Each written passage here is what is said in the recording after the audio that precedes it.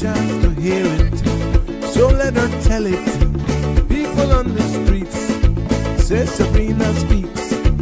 Tune into the show, she will let you know. Tell all your friends and family.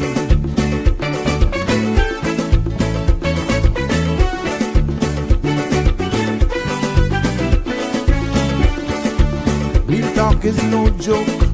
You get the news straight up from grassroots and concerns. You hear some people gone. So tell all your friends to tune in to Good evening, Cayman. I'm Sabrina Turner, and welcome to Sabrina Speaks, your daily dose of clarity, truth, and community insights.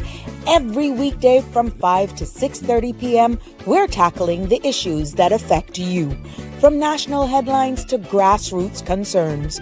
Whether you're in traffic or winding down your day, this is your chance to hear it straight and speak your truth. So buckle up, Cayman. We're not holding back. This is the show. We gotta let you know. Now we got to go.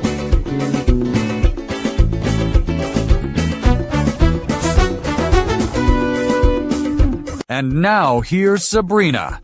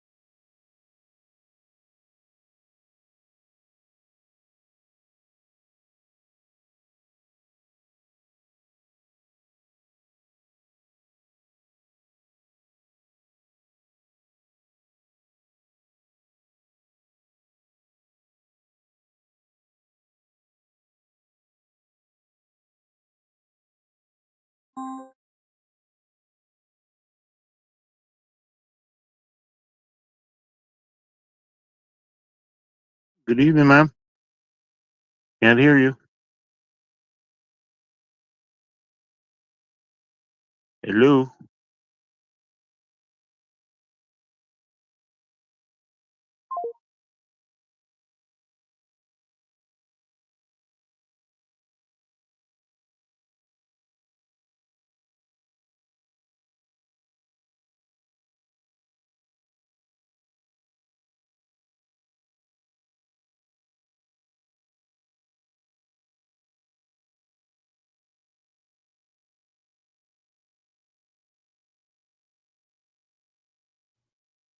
Testing 1, 2, 3. You got me now? Sound back? Sound back? I got audio now? Everyone hearing me now? Give me a thumbs up if you're hearing me now. Yep. Sound? Just give me a thumbs up if you all are hearing me. I'm getting all green lights here. Yep. Thank you. Thank you so much. I had to reboot it yesterday. You saw we were having, yes. Thank you. I had to reboot everything because we had glitches yesterday. It was buffering, but thank you for that heads up. Thank you, Venice. Thank you, everybody, for letting me know. And for my caller, thank you. I didn't mean to cut you off. I think whatever I did automatically cut you off, but thank you for letting me know that. Love you lots. But good evening, one and all. Yes, welcome to another episode of Sabrina Speaks. And yes, we're voices of the islands, conversations for the world, and the podcast where voices rise, stories unfold, and inspiration takes center stage. I'm your host, Sabrina, and it's good to be back with you this evening right here in living color from the beautiful Cayman Islands. I ventured out on the road today, and to be honest with you, I felt like Dora the Explorer for a moment. For those who interacted with me and tried to come to my rescue, you know exactly what I'm talking about. But it all ended well, I must say. I am definitely excited, and my flyer speaks for itself because, yes, tonight on Sabrina Speaks in this episode, Cayman steps into the future. But Are we ready for it? And what I'm talking about is definitely, and we've covered it here already, but I'm going to go a little bit more in detail because I'm speaking from a perspective now where, you know, I experienced it myself and I'm waiting for the next chapter. So I'm talking about the new My EID digital identity card. Yep. Yes, it's here and everyone's really talking, but I come from an unbiased perspective. I made the decision myself because some I'm hearing saying it's progress, some say it's pressure, and some just want to know in more, pretty much in plain English, what this thing actually does. But it's not as scary as it sounds, to be honest. And I know there's a lot of information out there, but my aim is to break it down as from what I understood, what information was shared with me, and talk a little bit about the whole QR code, the NFC chip, the machine readable, and they gave me an apparatus as well that if I'm using it, I can either plug it in my phone. It's like a reader, a chip reader, and it was amazing what I was able to do there. But I'll tell you all about that. But really and truly, bringing it to the home front with you in regards to this. And I want to walk you down the whole process from booking online and registering my interest. And if you ever wondered whether this digital leap is a step forward or whether or not you stepping too fast, you may not want to miss it because I can share it from both perspectives from a personal. This is not by any means trying to be a sales pitch for anyone. I'm just sharing my story with you, my interaction. And of course, we're all about civic education. And by all means, you're all welcome to call in.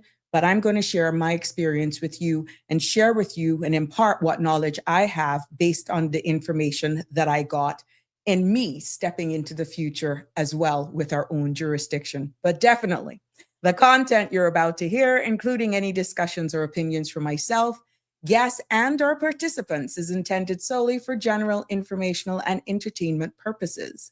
It's not a substitute for professional, legal, medical, or financial advice. I encourage you to consult with a qualified professional for specific concerns. Bridge Media Limited and all its affiliates disclaims all liability for any decisions or actions taken in reliance on the information presented. And our number is to join in the conversation this evening, or if you want to send us a WhatsApp, that's 345-936-8255. That's 345-936-8255. Before going into all that I got in store for you today, and some, let's take a look at the weather forecast for tonight and into tomorrow. The synopsis calls for moderate winds with slight to moderate seas are expected across the Cayman area as the ridge of high pressure lingers over the Northwest Caribbean. Some isolated showers are possible due to low-level moisture and upper-level trough over the Cayman area. Radar imagery shows isolated showers in and around the Cayman area moving southwest. The forecast for tonight calls for partly cloudy skies with a 30% chance of showers. Temperatures will fall to the mid-70s. Winds will be east to northeast, 10 to 15 knots, and seas will be slight to moderate with wave heights of 2 to 4 feet. The forecast for tomorrow calls for partly cloudy skies with 30% chance of showers. Temperatures will rise to the near mid to upper 80s with a heat index of 92. Winds will be east to northeast, 10 to 15 knots, and seas will be slight to moderate with wave heights of 2 to 4 feet. There's going to be a high tide at 9:13 this evening. Tomorrow, a high tide at 5:53 and a low tide at 12:12 a.m. Sun will set this evening at 6:32 and sun will rise tomorrow morning at 6:37. The outlook is calling for similar weather conditions through Thursday. So there you go. You can plan your week. It's still hot outside. Ooh, I don't know if it's because I don't really go out that often, but it's hot. Thank God the AC works. The AC works in the car. Yeah. But it was hot and humid. But I'm so happy to be in the tropics. Nevertheless, I'm given thanks for being able to call Cayman Islands my home in comparison to so much other places. I am so, so happy to call the Cayman Islands my home. Let's take a look at the news that made the Sabrina Speaks show for this evening. And we start with local news making our headlines today. Premier Andre updated Parliament on the Cayman Islands' participation in the 50th CARICOM Heads of Government meeting, underscoring the value of in-person diplomacy and strengthening regional ties.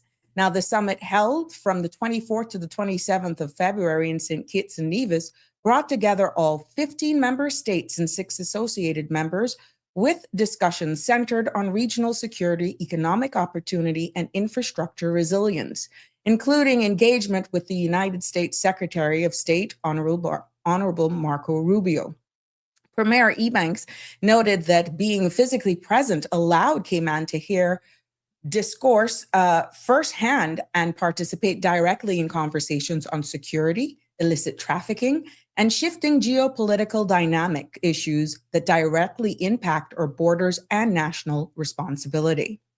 In other local news, we also have a developing update from the Ministry of Health this evening.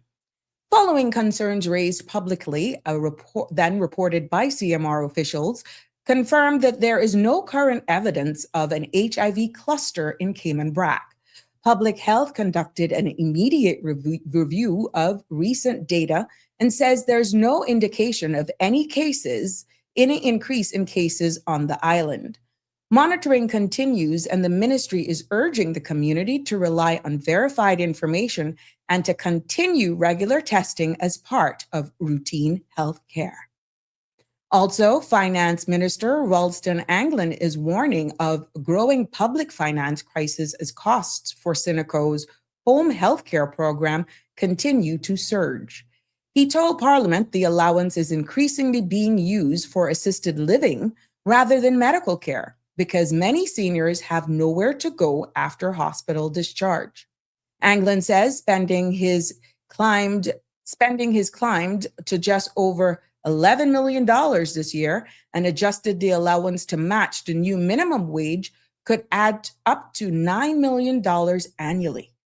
He cautioned the bill could reach $20 million this year and nearly $29 million by 2028, calling for means testing, stronger oversight, and greater investment in rehab and assisted living facility. He also urged private sector partners to help fill the gap.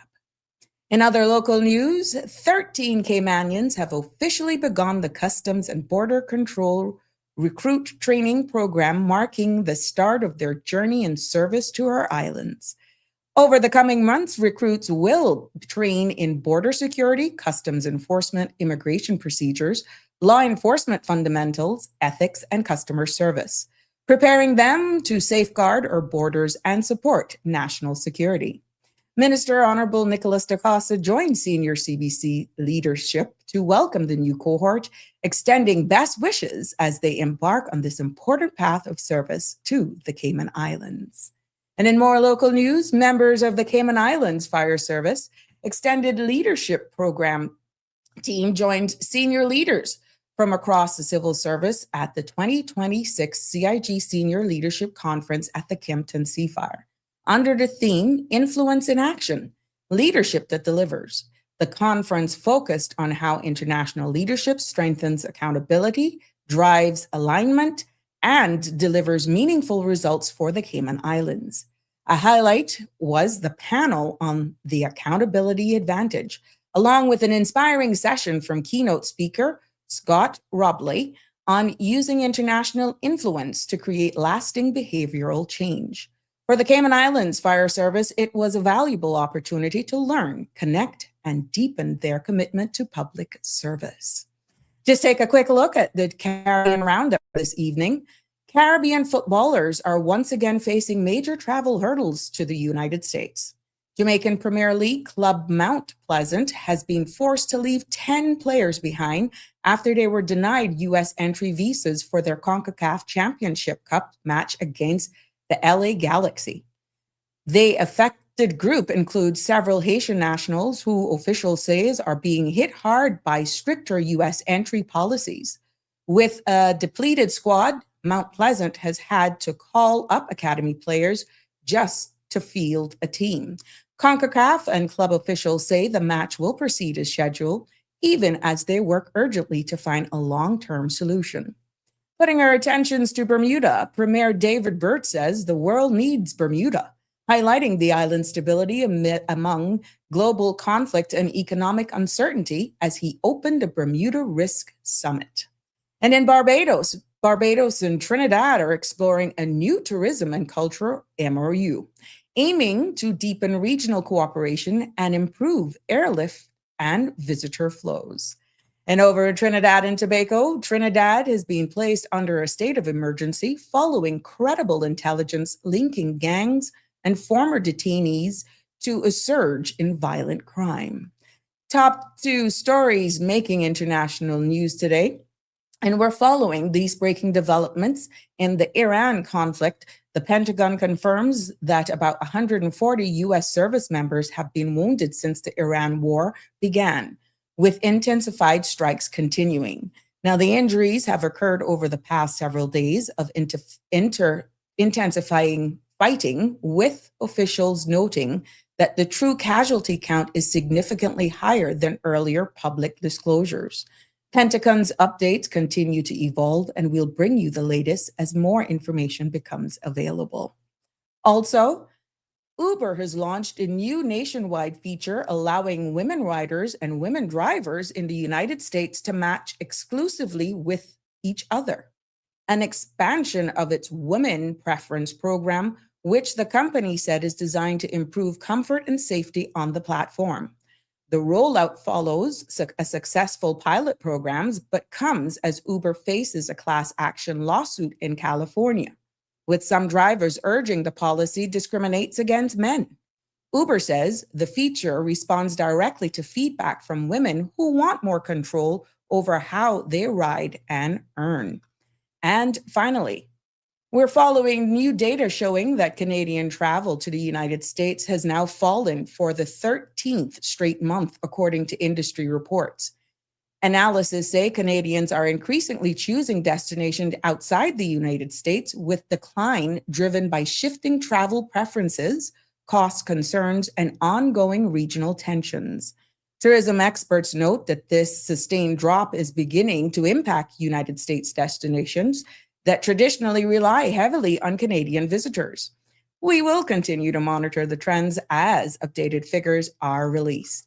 And as we end tonight's segment of our news, let us join in celebrating young excellence. Red Bay Primary School is proudly singing Champion, Champion. Everybody know, Red Bay's a champion, of course. Red Bay Primary School delivered an outstanding performance at the 2026 National School Chess Championship, taking first place in both A team and female team divisions, and second place in their B team.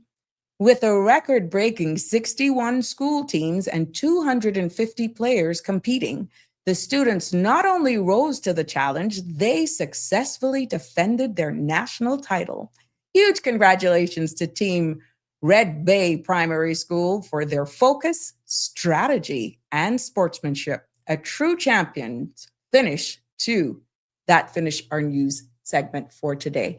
But it's good to be here with you. Welcome, welcome, one and all. Happy birthday to all of you who are celebrating birthdays today, anniversaries, and our sincere condolences go out to those families who are mourning the loss of a loved one. And Ms. Celeste Broderick, I see where there was breaking news, but I didn't get the opportunity. But the full story is right here on our CMR TV platform. And CMR has reported her loss. Our sincere condolences go out to all of those families. But for all that she's done in the pageantry world, our sincere condolences. Yes.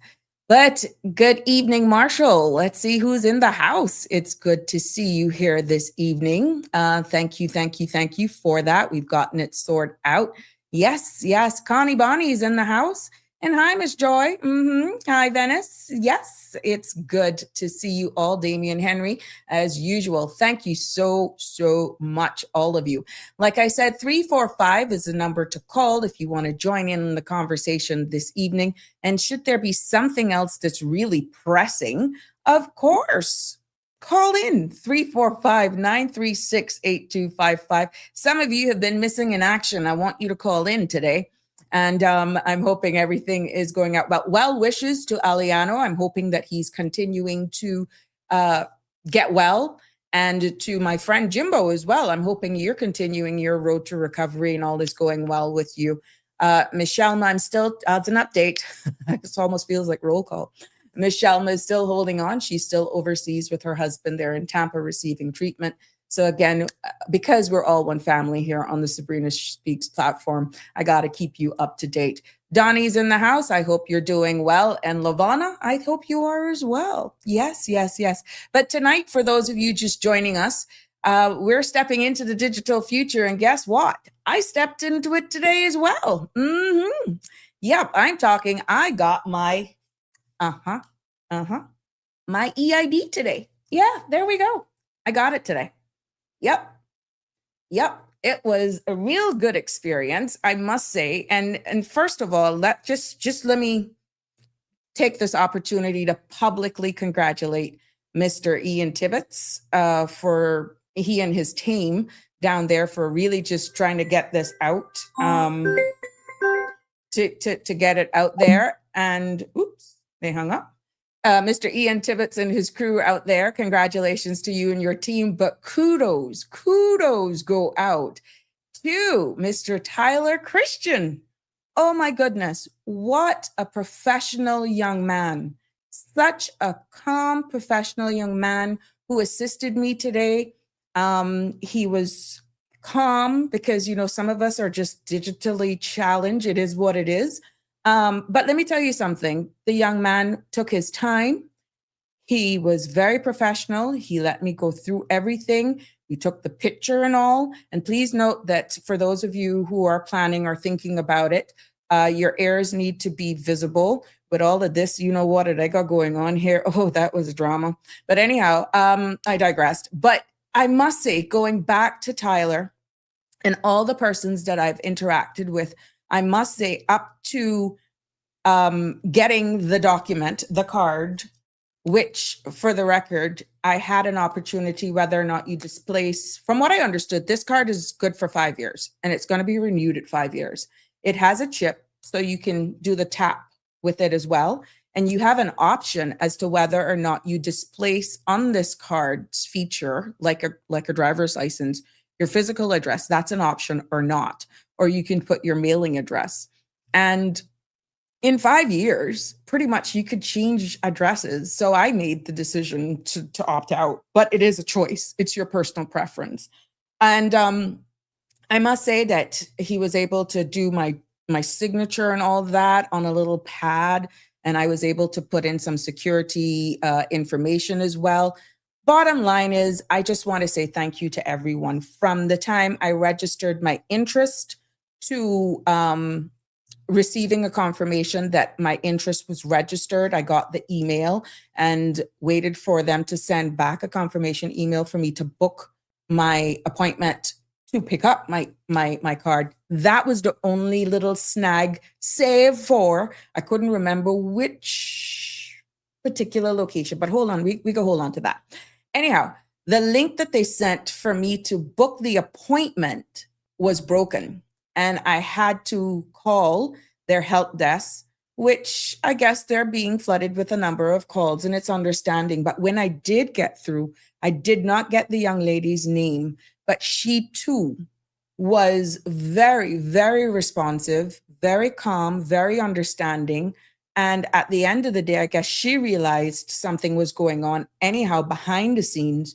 So she ended up securing my appointment manually. However, from what I understood today, that little glitch has now been sorted out and it should be smooth sailing for others. But personally, when they sent me back my confirmation to say, okay, yes, it's an in-person meeting. Of course you got to go because you need to sign and you need to take your picture. Once I got that done, it was okay. I'm horrible with directions, really. So aside from that, it gave me an opportunity to see some people. Some people recognized me, and it was good to interact, even though I was kind of getting a little flustered because it was hot. Anyhow, the idea is that you go online and you make all of your necessary, put in your information, and they will respond back to you and give you further instruction from there, like the location to where to go and all that sort of stuff. So I must say congratulations to Mr. Tibbetts, Ian Tibbetts and his team. But kudos, I got to say kudos to Tyler. And if I'd gotten the lady's name that had spoken to me on the phone that really helped me out to actually book the appointment, I really, really want to. I'll put it in the link afterwards so we can go get sorted out. But yep, I am ready. And the good thing is my concern was, and I asked the question to Tyler, I said, you know, like CNB, when you get your debit card, they give you those little cases that because it's a chip and you can tap and go and that sort of stuff. I says, but if I'm going to use this as national ID, can I just, you know, like how you walk around with your driver's license, we got either a phone or something or those card holders, can I just stick it in there? And he says, yes, ma'am. Yes, ma'am, you can do that. I says, well, am I not protecting this chip because you have people walking around that could possibly read your card? He says, the good thing is they can read it, but they ain't going to get access to anything. Nothing can be read off of your card. And like I said, they gave me also a card reader, and I had two options to choose from. One that's like a mobile card reader and one with other functions as well. I tell you, this is cool. One with other functions that if I'm sitting at my laptop, it's also able to put it into my phone or a desktop. And it tells you if you're going to be idling for a while, you can adjust to switch. I chose that one, which is a little bigger to use because it gave me more flexibility. So he did say that in time, they may actually get the covers for these if you're so inclined. But that was my concern. But I must say the information that was shared, the entire process was smooth after I was directed where I had to go. And that information now will be given to you. It's not top secret, but there's some reason behind it. And I'm hoping that I can have maybe them on the show in short order with the minister, and we can just go through this. I know that they have been on platforms speaking about this, letting people know what the aim is, but it's a different perspective when I've opted in. I didn't hide that, and it's everybody's choice. Like I said, it's your choice if you don't want to do it. But I opt to do it, and I'm just sharing my experience with you. But there was no lines, and this is why it's good that you make. I like the fact that the appointment is yours, and the whole QR thing is set up for you. There was no confusion at all. Once I got in there, they were very clear. They were concise. It was an easy process, with the exception of giving them my ID, my national ID, which was my passport, that they scanned. That was all that was asked of me. And for the record, my nationality is GBR. It isn't ... Yeah, it isn't ... I am GBR. So that is one and same as Caymanian, because we are a British overseas jurisdiction. So I must say, kudos, congratulations to them. There were no surprise or anything. My only concern that I had at that time, which is probably a question based on Tyler's response, I says, darling, how do you handle seniors who are really not digitally, inclined, or they're not into all this tech stuff? And he chuckled. He says, that comes up. What I did ask, I said, is there a possibility that if these seniors want to just come and get this card, but not necessarily with all the bells and whistles, and you do this and you do that, but the capabilities are still there, are you able to accommodate these people? Because it was a little bit much. If I hadn't taken time to really elevate myself since I've been having some time on my hand, getting into the digital space, doing a lot of online courses, investing in myself for where we're going digitally, not only for this space, but just in life, knowing how to use certain AI tools and all that sort of stuff, I would have probably said, darling, you can keep that card. I going. This is not the Sabrina of 2021. And I was sharing it with another friend. I was so happy after I got through. I said, look here, if this was the Sabrina of 2021, I'd have probably gotten up and left.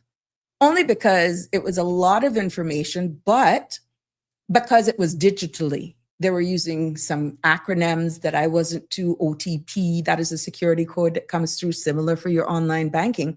And I says, you could probably, it could be a little intimidating for people who are really not that computer literate or was hesitant anyhow. But it was good to know that the option, and I stand to be corrected, but what I understood, the option is there should seniors want to go and just get this ID and they take their time and actually just have the education about it themselves. There is a flyer that they send you with step by step.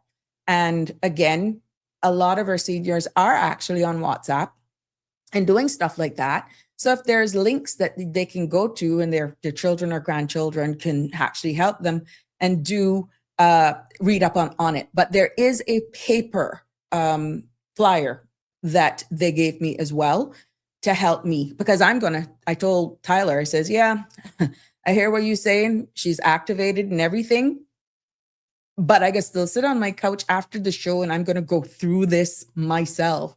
But to be honest with you, I want to break it down because there are there's a lot of misinformation out there. And like I said, I respect people's opinions. You're entitled to your opinion, but I feel it's fair for me to just tell you about the features of the card because what is it used for? What it does, it's a machine readable, it's compatible, it has an NFC chip in it, and there is secure digital identity. That's pretty much what it is. And what it was rolled out for, based on what was placed in the public's domain, it is to assist and ease of doing business for government services, also for employment verification, immigration checks as well, and also private sector identification confirmation as well. Now, of course, this is a new rollout here for us in the Cayman Islands, so they will be adding on different things to it as we go along. What it's not, though, and I needed to make sure that people understand that, is that it is not a phone app, at least not yet. It's not a phone app yet, from what I'm gathering. Even though, Tyler did say there was something that they're going to release. Anyhow, stick a pin on that one. I think there is a phone app that they have developed since then. But the fact also remains that it is not mandatory at this stage. This is something, and I say at this stage because people may change their mind. The government is not mandating anybody to get it. This is the first rollout phase, and it's anybody who works with any government departments, councils, that sort of stuff, and Caymanians can actually opt in for it. It's not mandatory. And it's not a full data dump when scanned, meaning all the stuff is there when it's scanned. When you scan it, that everything that's on it, it's going to come. No, behind the scenes, you actually control what is being seen. However, on the back end of it, it does have your emergency contact. You have a choice to put name of your emergency contact, telephone number, and an email address for an emergency contact as well. And you do that. You have that option of doing that once you actually go there to get it set up. Now, we've noticed from a global context that the EU has rolled theirs out at pretty much all of their stations right now. And I was telling you guys that from the end of last year. We saw where Jamaica and Barbados have similar systems as well, even though there are still some pushbacks. But Cayman's, from what we're told, what is in the public's domain, is tailored to our legal cultural landscape. So it isn't a cookie cutter thing. And again, you can weigh in on your opinion for this, and because it is just not isolated. I'm not just doing this to push any narrative for the government. Again, let me declare, I'm just sharing my experience from day one, from start to finish. And this is why I am proud to say I stepped into the future today. To each his own with what they want to do. But, you know, based on my experience today, this is something that is already working in real time, because we know that immigration, customs, I think police records or licensing is already online, and it's ease of getting through access there. So I know that there's a big elephant in the room when it comes to what government says, where it pertains to data protection that is central. Citizens can query their own records, and the QR and the NFC, the chip limits is shareability. But what global examples we see where, again, the US faced concerns. Jamaica themselves had early glitches as well. And that is why here in the Cayman Islands, we're doing it in a phased rollout to avoid pitfalls. So yes, in the early sections, with what nuances that I may have experienced, thank God I'm understanding, I was able to engage with persons there to let them know of my experience. I had that privilege. And I could say that they're receptive, you know? So it's transparency, there is oversight, data access, system resilience. All of that is what the government has rolled out. And I'm hoping that, you know, as time goes by, that more information will come in bite-sized pieces. But I was one who was intimidated of anything digital. And that was more, not that I was scared of being tracked, because we all are. It was more me not understanding it at pace. And you don't want to go in and click the wrong thing and that sort of stuff. But there are some security features and guardrails and stuff that you shouldn't really be intimidated about in getting that. So at the end of the day, economic, when you look at it from the economic and daily life impact your day to day, you know, it can give you faster government services is what is being proposed for immigration processes. If you are a business owner and you're actually engaging in businesses with government, I think you would find that more than likely, eventually, it may be a thing that it makes life easier. Let's see. But you know what? I stepped into the future today and I feel good about it. Good evening, caller. Welcome to the show. What's on your mind? Good evening, Sabrina. Good evening. Wait, are you talking to me? Yeah, I'm talking to you. You're live. And you know, the other day was National Women's Day. Yeah, Sunday. Yeah, Sunday, and you weren't on the air, but I wanted to wish you a belated Happy Women's Day. Thank you so much. That's so kind of you. Thank you so much. Yeah, you're a powerful woman. I love your eloquence. Thank you. And you're powerful. You really are. Okay. All right, so I didn't really quite catch all of the conversation because I'm just sharing my experience about my EID. I went through the process and I collected mine today. So I was just sharing my experience. You collected what today? My EID, my digital ID. Oh, okay. Yeah, so great. I was just sharing my personal experience on that and what the government purports. I'm not in any way a sales pitch for the government. I'm just sharing my personal experience and how easy it was. And, you know, my concerns and questions were asked. I praised Mr. Ian Tibbetts and Mr. Tyler, who was very attentive, very, very professional, and in the execution of his duties. And I left there with a big smile on my face. Well, that's wonderful. That's very nice.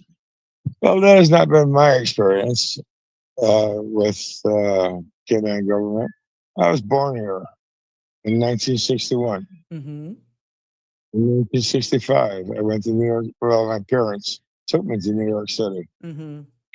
I never came back till I think about 17 years ago. Mm-hmm. And I've traveled all over the world. All over the world. Mm-hmm. I have 4 passports. It doesn't really matter. It's just paper. Mm-hmm. You see, what really matters to me, as far as I'm concerned, is being a citizen of the world. You see, I am just a regular guy. Mm-hmm. I'm just living on a nice little island. And I got a nice little place. And I feed my chickens and I feed my cows. And Mm-hmm. I don't care for the paper. I really don't. Mm-hmm. I realize that for some people, having a certain passport means something. Uh-huh. And I guess I'm blessed that I could have that many passports. Right. But it's kind of irrelevant. When you think of all of the things that are going on in this world, is that piece of paper really mean that much? Well, you don't know because of, it's funny that you ask that if a piece of paper really means that much, and in this case, a piece of plastic. But where are we running to? You see what's happening in the Gulf right now. You see what's happening right now without going heavily gong-ho political, even in our Caribbean region, right here on our doorsteps. And people are looking for peace. There are so many countries that are being banned. There's this thing, there's that thing. Mm-hmm. All because of a certain man who's going to create his own Vietnam. Nobody's going to win in this nonsense, but there's going to be a lot of money made. Probably about $40 billion a year. And I only know about these things because that's the industry that I work in. Mm-hmm. You know what? I don't care anymore. I'm retired. I just don't care. But I have maybe 15 more years left to live. I'm 64, 79. Maybe I got 80. Maybe I'll make it to 80, according to my genealogy. Mm-hmm. I'm a drink beer, smoke cigarettes, husk coconuts, fish, and chase girls. That's what I'm gonna do. No, you're the, I wouldn't say you're the epitome of a man, but the chasing part, you're grown, you're made hunters. Just do it responsibly, please. So that I think we're all just regular people. mm-hmm. But some people like to compare themselves and say who's better or worse. Mm-hmm. They'll always be better or worse. Always. Mm-hmm. And I'm not better or worse. I'm just a regular guy. You're just existing. Well, I'm enjoying, actually. Good for you. I'm looking at I'm in my backyard right now. I got a big pot of fish tea. I got a cooler full of beer and coconut water. Mm-hmm. I got 3 or 4 friends coming over, and we're gonna listen to music. You're living a dream. And just welcome to the tropics. I live in a tropical paradise. That's right. We got to be blessed. Yes, ma'am. Have a great evening, Sabrina. Likewise, my dear. Thank you. Always good to hear from you. Take care now. Be responsible. Don't forget. What? Don't forget. Happy Women's Day. Say? Yeah. A happy Women's Day. Yes. The Cayman Islands, we celebrate it all month. Yeah. So you're good. This is sincere from me to you. Thank you, sir. Health, peace, love, and celebrate the day. I love your broadcast. Thank you very much, sir. Appreciate it. Thanks You're for the feedback. so professional, and you have such a positive energy. Thank you. Thank you for your service. Thank you, sir. Yes, ma'am. The phone lines are open 345-936-8255. Yes, it's all about me stepping into the future today. Thank you for that feedback. It was good to see some people on my way there. And yeah, you can join in on the conversation, be it this or World Matters or whatever. I mean, hey, this is our space. We're one family, and all comments are welcome. Yes, yes, yes, yes. 345-936-8255. Andrew, how are you? You good? Yep. Damien Charles says, maybe you should study history and empires. This is nothing new. Imagine if Hitler won. I guess you're talking about Damien. He says the chase is more like crawling or being pushed in a wheelchair. Oh, Andrew, you are something else. It's all in the mind. Hello. You would be surprised, my dear. Damien says, and a lot of people don't live the dream. They live in tranny and dictatorship. Yeah. Damien Charles, you know what? As bad as things are, and I'm going to get into another conversation here that made our news headlines today, and that's the bit about our caregivers. Okay, I could go into that a little bit, and I want you all to participate in that, please, because there's one thing for sure: we're all getting older by the second, and you really wonder sometimes if we all are really processing how grateful, how blessed we are to be living in a jurisdiction like the beautiful Cayman Islands, where there's so much at our disposal that many other jurisdictions regionally, meaning in the Caribbean and internationally, would either have to pay for or it doesn't exist. When you look at the amount of NGOs, nonprofit organizations, and some of the things that you can tap into in order to get free services, like the Breast Cancer Association or Society, and you look at all of these people for the amount of the autistic group, the inclusion Cayman, and all of these resources that you don't have to pay a dime to go and get help. And I can understand why there's a public appeal stated on the floor of our parliament by the minister who's responsible for our finances, Honorable Ralston Ebanks Anglin, and he is asking for private sector and all of us to do our part. And I'll go in a little bit more about that. But Damien Charles, we have to be thankful, whether or not, as we see our population continue to grow and our indigenous reality numbers are dwindling, it may not be sustainable.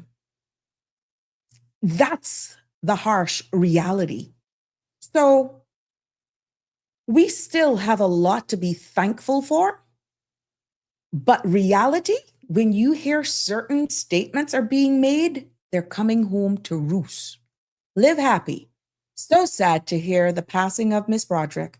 A little birdie was in the audience when you was a pageant contestant. Do you remember? Oh, really? Yes, I was. I did enter. I don't remember what I got. First runner-up. I'm not a pageantry person, but yeah, thank you so much. Yeah, I sung. I sung for my talent. People didn't even know I could sing. Aha. Now I sing even better. Like my last caller. Andrew, Roy must have a big pot of fish tea. At least he has a positive attitude with all the crazy stuff. Let me tell you something. Look, Roy's living a dream. Can't blame him. I love him to death. Love him to death. Good for him. That sounds like how I would live the dream in the BRAC. Here, it's more work for me. It's amazing that we're different districts, of course, separated by a body of water. But when I go to the BRAC, oh God, no shoes, dragging slippers. Who cares? Riding a bicycle, doing all sorts of stuff. That's what I would be doing. You just don't want to go in my hammock. That's the dream over there. Hey, Dean, how you doing? Welcome. Aliano, I see you were saying something. Good evening, my love. How are you this evening? So good to have you back with us. At the beginning, I wished you well wishes. Yes. And Dean is with us. Any idea how much money government will make from this immigration reform? I guess we'll have to wait for the powers that be to tell us what that's going to be. And Dean, to be honest, you can't really right now put a figure to that as yet, because when the law does go into effect on All Fools Day, April 1st, unless it's changed to another date, that's when you're going to really see how much people will actually apply for any application. So day one starts from when it commences.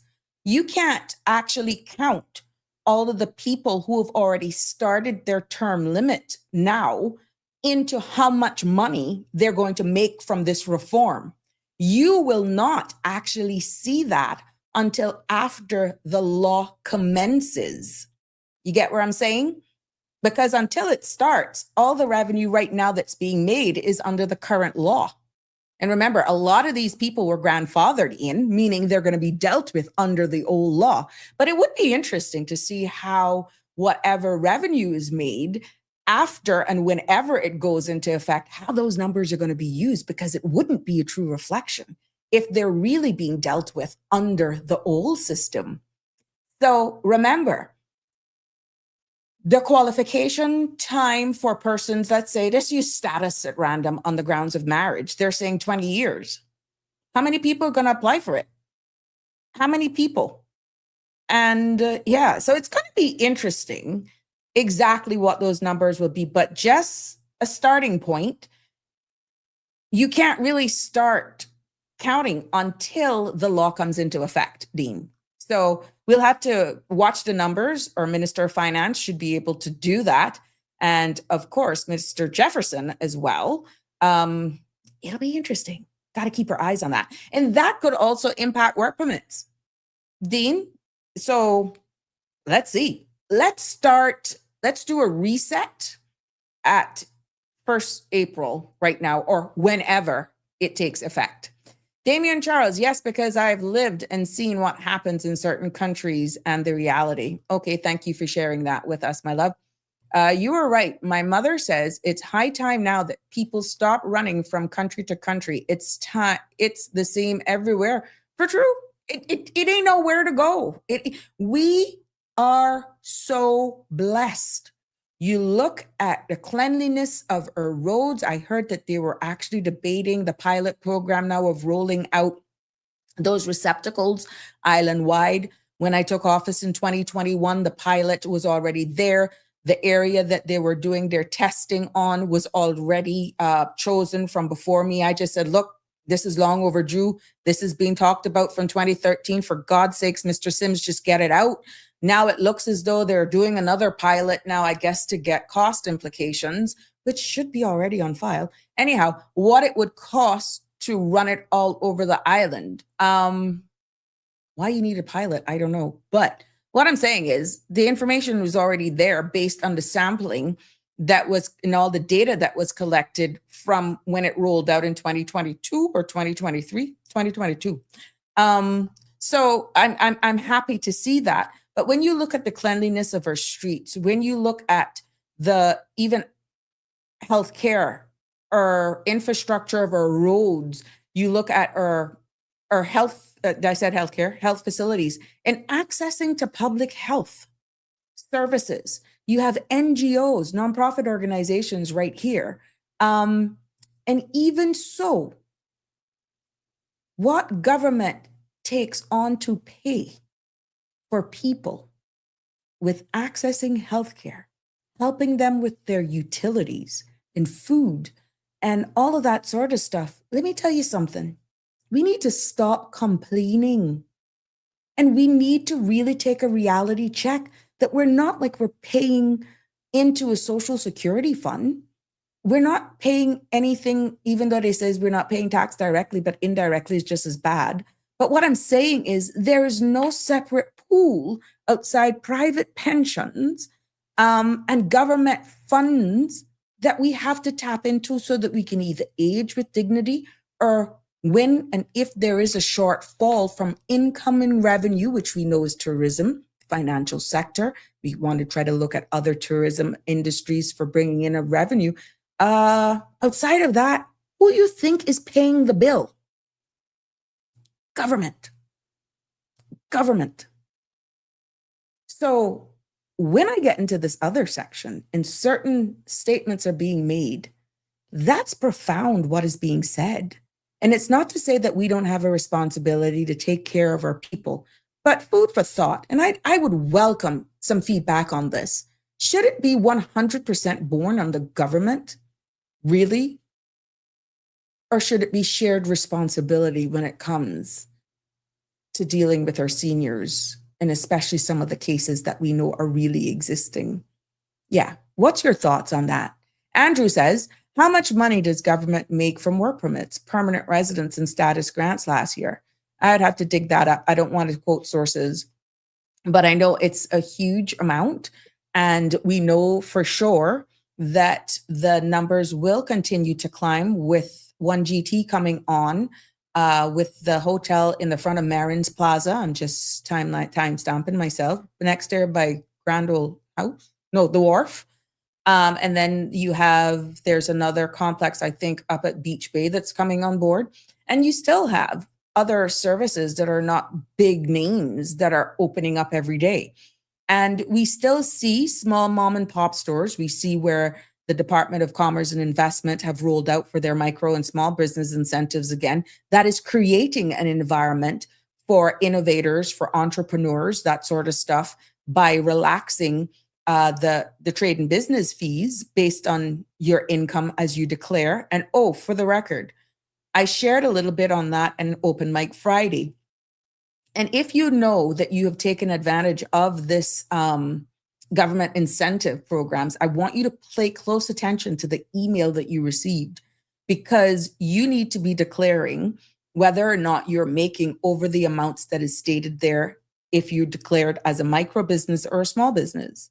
So if you don't want to hand over your documents, similar to like doing your tax returns to the government, then you know what you better do? You better go in and pay your fees to the government, because the government is paying for your trade and business fees that allows you to engage in business and offer services and get paid for it. They have the right to ask you to play your hand so that they can see exactly what is coming into your business. If you don't want that, then you know what? I strongly suggest you pay your trade and business fees, because some of those fees ain't that much based on what you know you can make in your company. It all depends on the type of services. So that's just a word of caution to my people out there who have or may have been eligible to qualify as a micro and small business, and you know you're making over the certain amount. Some of you, one contract can go way over that based on the type of business you're doing. So I just want to caution you on that, because you don't want to end up being one on the courts for defrauding the government and for not complying with the terms and conditions of that trade and business. Damien Charles says, plot done as an experiment or test before being introduced to more widely. Yeah, but they've already done it, Damien. They must be did almost 2-3 years of that in that pilot program. And it was done in an area where there was mixed residential, certain size houses, apartments, duplexes, houses that have been turned to apartment complexes, but it looks like a single dwelling. So they have a good sampling. I'm just saying, I'm not questioning them. They must know what they're doing. Wake up, Cayman. The digital ID got shot down here in the UK.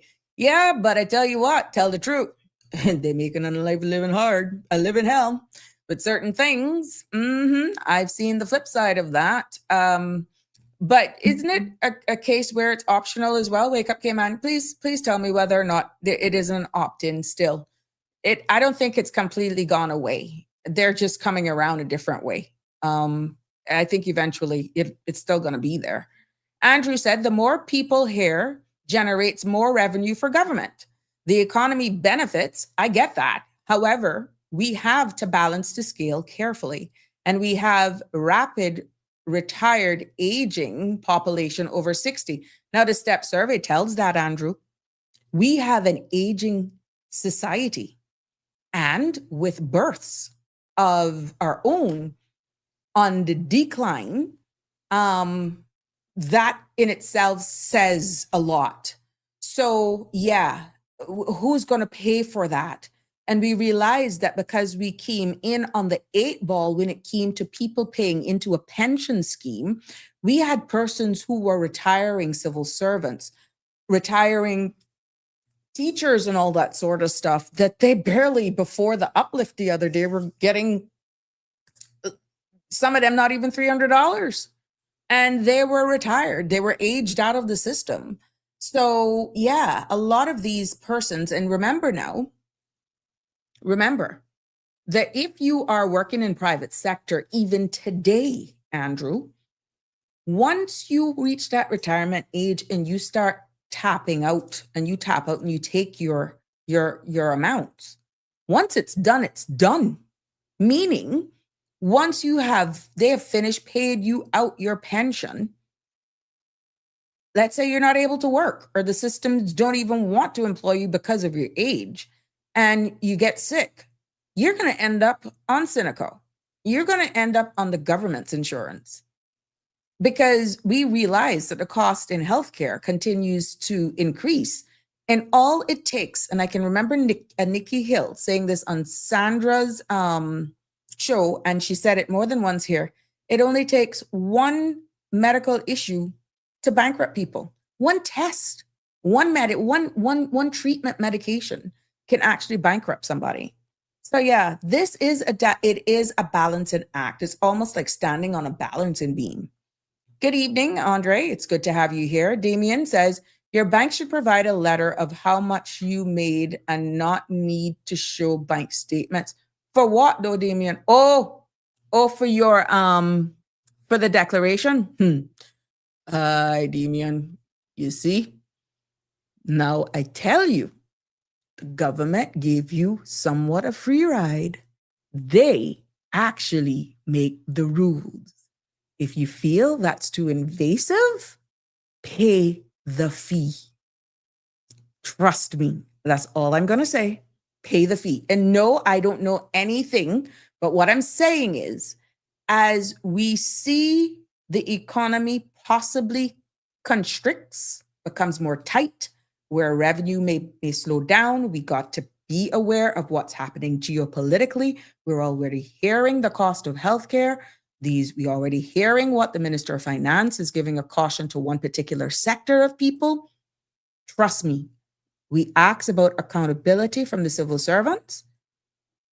If we have an idea of how much revenue government is possibly losing by offering this incentive program, knowing if you run your business properly, the potential of the amount of money you can make in some of your businesses versus what the thresholds of incomes can be, they have every right to ask you for your statements, not a reference. So my advice to anyone, and we ask for accountability, I can see that accountability being put to the task, because remember, government is giving you something and they're only asking you to be honest. Aliano says, I was always confused because our government keep forcing new laws to micromanage all up in people's business, not wanting to be, look here, at the end of the day, fascists, Aliano, they have a right to do it. They can write the rules of the game. You ever heard the saying, there's nothing called a free lunch? It is nothing. There is no free lunch. You said the equal measure of the stick is never fair to hold a person selling jerk chicken on the street versus $1 million insurance companies to held the same legislation, or maybe hyperbolic. The equal measure of stick is never. Oh, okay. Well, you see that there is some limitations though, but the insurance companies are away from that. So it's only certain businesses can actually take advantage of it, to be honest. So yeah, you got to read it. I had it here, but I'll try and see if I can find it, but I'll definitely put the link on. Business. This is businesses that employ for, not including the employer. Hey, Miss Lucille, wakey over there in the UK. Good to have you joining us this evening, and I hope you're doing well. Yeah, so for those of you, I got my digital ID. Danny Warren, I could call you out. I know, my love, I know. We miss you. That's all right. But yeah, I gotta rub it on Danny. It's just an inside joke with me and Danny, okay? I just getting at him. The man, not for full disclosure, he said he's not against the digital ID, okay? So when you hear me throwing jabs at Danny It's not that. It is really an inside thing because he can handle it. He get my weird sense of humor. Okay. So yeah, there we go. But let me switch gears now. And again, the phone lines are open, 936-8255. If you want to join in this. And I want to hear your opinion on this. You know, when you look, making sure that I don't get political, because I want to make sure I have to maintain a level of decorum when it comes to this topic because it is emotive. And we're all got one road to go, and that road is that we're getting older. When you hear, and this goes back to an article that was posted, and I mentioned it in the news segment here when we started. What the Minister of Finance laid out in Parliament is more than a line item in the budget. You know, I hope you all realized what was being said. Really and truly, what he is doing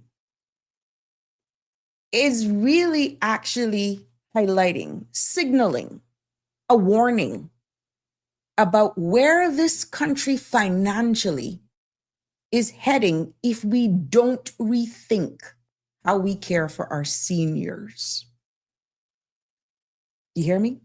Because right now, cynical, as he stated, the home health care program, and listen to these numbers, is costing just over 11 million CI dollars a year. You know how much $11 million is? A year. That's how much it's costing you and me, the people of the Cayman Islands, just for that service. That's taken away from your schools. That's taken away from your roads. That's taken away from other infrastructures. That's taken away from other things nationally that a government could be looking at or against. We're saying we want more cost of living to go down, and we got all of these ideas of how we should do it and all of that sort of stuff. We want to limit the amount of work permits, as Andrew alluded to earlier on, when only this offering that is right now paid for by this country for healthcare programs, and some people need 2, some as much as 3 care providers based on their situation. Right now, this program is costing the Cayman Islands, out of the country's, the people's purse, a little over $11 million a year. And when you hear the Honorable Minister making it clear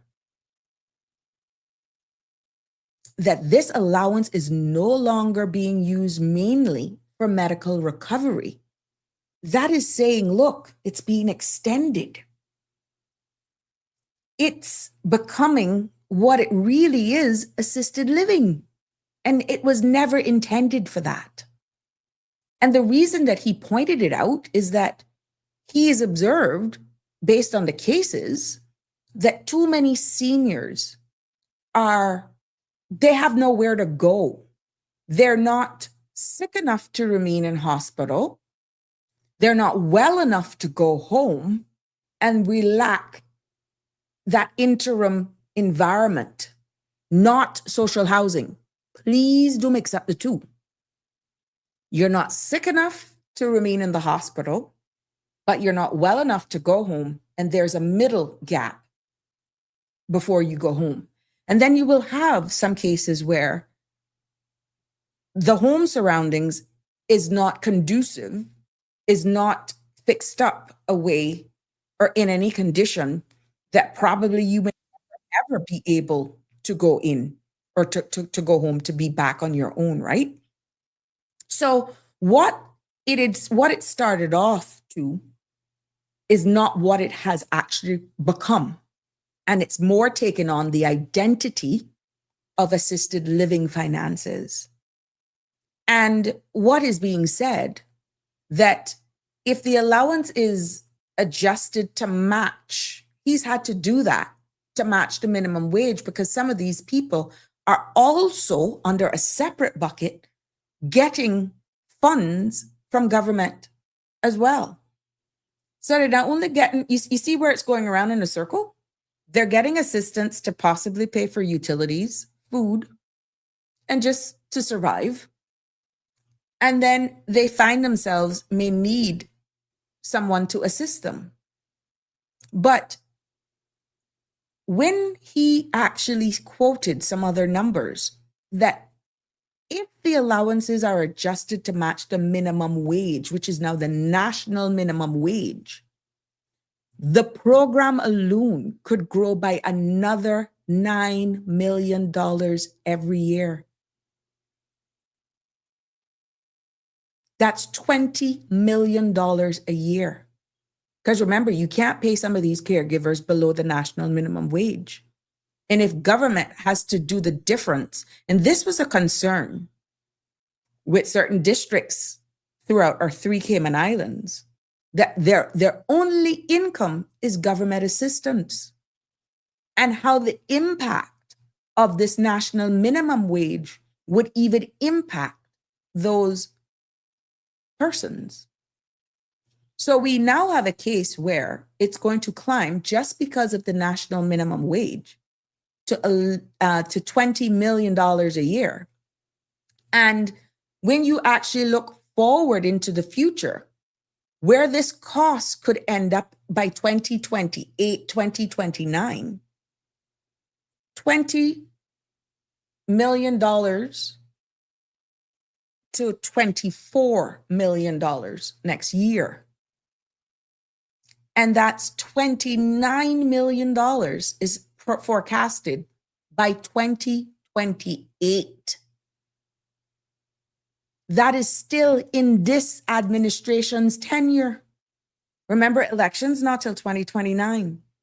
So you think the Minister of Finance isn't awake? You got another guest coming. We need roads. We need better schools. We need better hospital facilities. We need better this. We need another capital projects and all of this sort of stuff. You understand? But that's just this, dealing with our seniors alone. We're looking at just that one line item, possibly be looking at $24 million, $29 million by 2028. Next year, 24 million. Who is going to pay that? Where are we going to get it from? If we don't either increase revenues or have it coming in from some other stream. And yet we still have a responsibility to deal with our seniors with dignity. Bottom line, the coded message just being sent, my Caymanian people, is that these numbers are not sustainable, meaning it cannot continue. He's not saying that they're going to stop it. He's saying it's just not sustainable at the current pace in which it is going. And when you look at a country, or any country, but specifically for one Earth size, Houston, we got a problem. And if you date back in Hansard's from as far back as possibly 2017, someone has been sounding alarm at the cost of healthcare. And this was not a line item at that time with such a high balance or forecasted amount. So at the end of the day, let's be fair.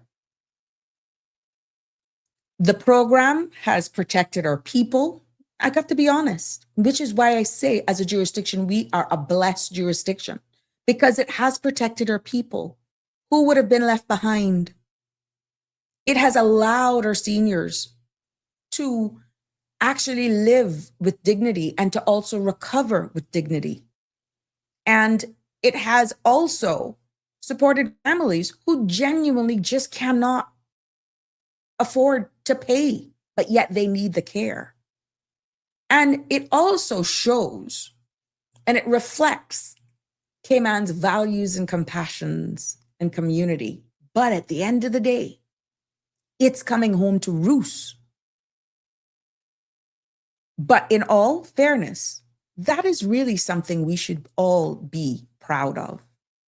The downside to all of that is that, yeah, we have to look at the other side now, which is what I'm seeing the Minister of Finance is saying. It has shifted its characteristics for what it was intended to be and is now being used for something else. It's now taking on the identity of assisted long-term living and not short-term medical care. There's a big difference. And when you're talking about assisted living, that could be to the end of somebody's life. That was not what the program was intended for. And that is the downside of why these numbers are continuing to increase. The disadvantage as well is that hospitals are discharging seniors who really and honestly have no safe home environment to even return to, because they know themselves that these patients are not well enough to remain in a normal home environment. And the other reality is that, and it's also a downside, is that some families are just overwhelmed and some are just stepping back entirely. Yeah, they're just like leaving their loved ones at the hospital, in the hospitals, and who's paying for that?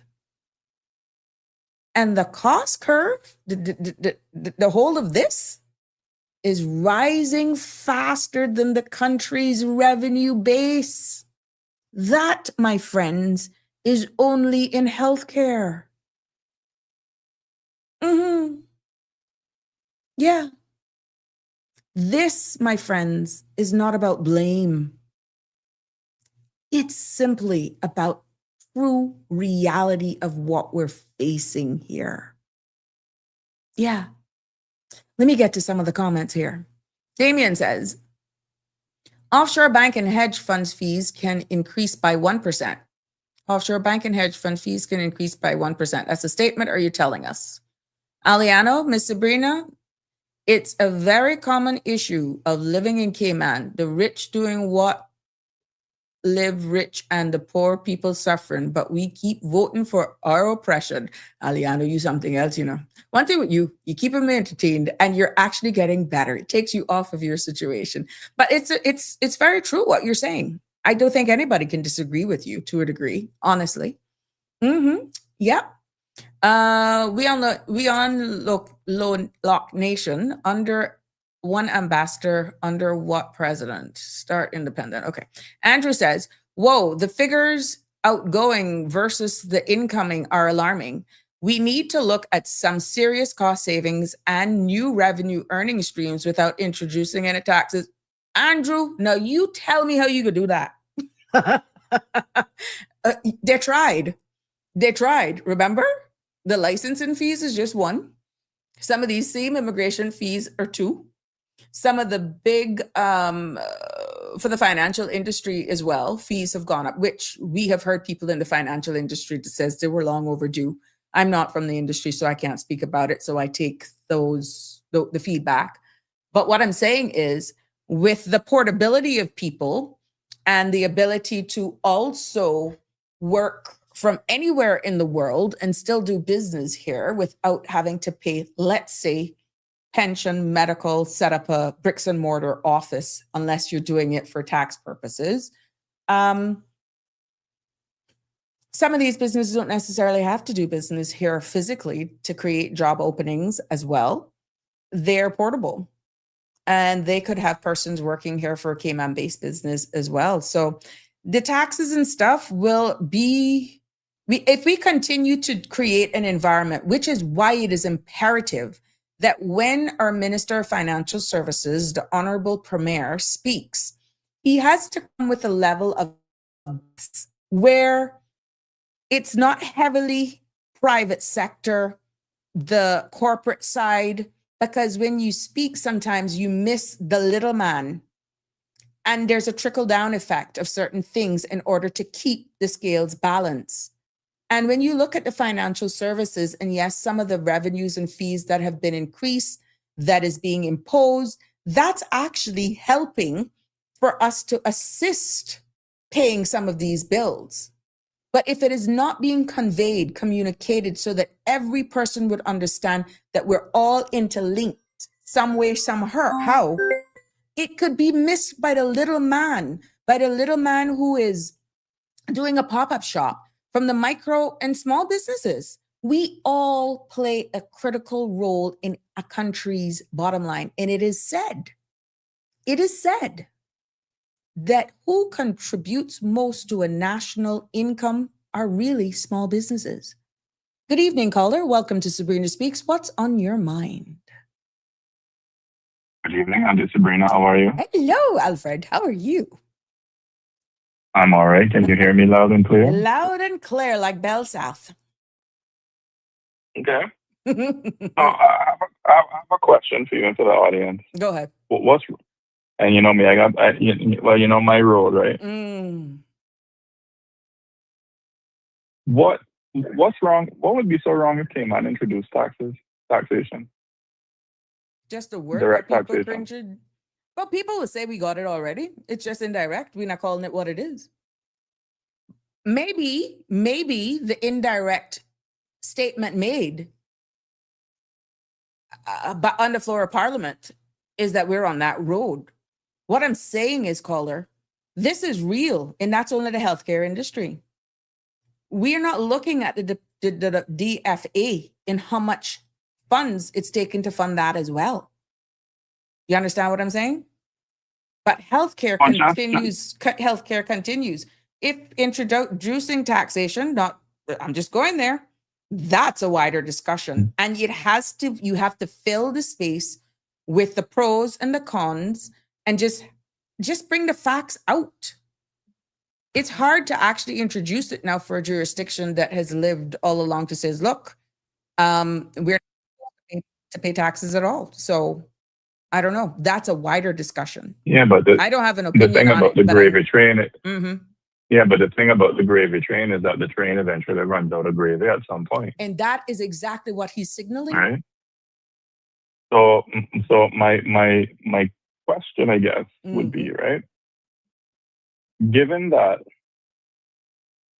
you know, our Cayman's revenue base is tied heavily to imports, licensing, service fees, et cetera, Work permit right? fees, PR fees, status, naturalization, exactly. all of them.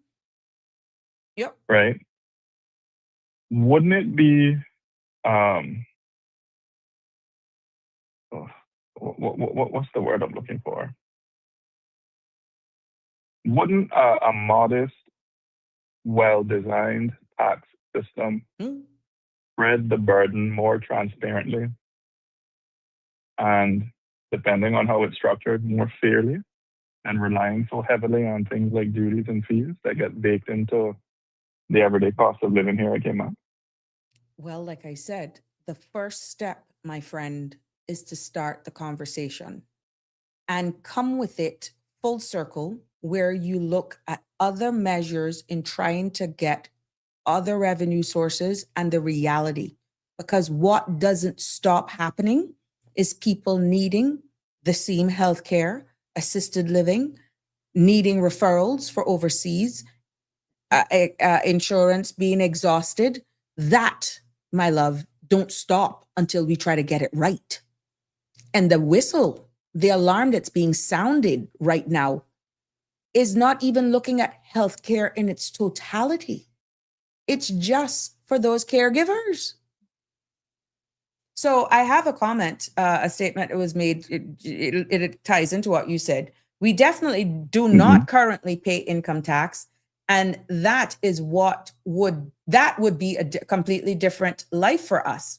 I would support civil servants having to pay deductible on their health insurance plan, because that is the deterrent from the running to the HSA for a buck dough. CIG can remain as is by not deducting premiums But a deductible needs to be implemented because now it's 100% for everything. Yeah, but to that comment about the civil service, I mean, from what I understand, you can correct me if I'm wrong, Seneco is only accepted at HSA or through HSA. If you're asking civil servants to pay a deductible toward their insurance, and I think it's only fair that then the civil servants say, well, I want choices to where I go. I shouldn't have to go through HSA, then I should be able to go anywhere if I have to pay. Agreed. And I think I stand to be Right. corrected, but I think there was a discussion that there is some pilot now going out where they're actually exploring other healthcare providers within a select network that the cynical persons and possibly, I stand to be corrected. I'm going to look at it a little bit more because I heard it just in passing, that is something that they're rolling out right now as a pilot, similar to what you're saying. Now, I didn't hear that there's a cost implication to the civil servants of giving this preference of choice, but right, what I understood is that there are a select amount of healthcare providers that would be in this network, that person not having to be referred from HSA, you would be able to just go straight to these select providers. But I don't know if there's going to be a cost implication on the employees after the pilot. Well, I mean, I'll say this as one Caymanian to another. Mm-hmm. I am not against a limited, smartly designed tax system. Mm-hmm. Because I think from a stability perspective, right, where our government revenue is tied on imports, property activity, or the different licensing fees, and et cetera, right? And the official financial reports show that stamp duty revenue rises and falls with property transaction volume and values, and then you got some regulatory fee collections that vary with registrations and timing. Mm-hmm. I think a broader tax base could make public revenue less dependent on booms in real estate and immigration-related fees or financial services cycles. Well said. Like you said, it starts with a conversation. Yeah, it starts Just with the putting it out there. conversation, and a commenter on WhatsApp says that you are correct, but that's the package.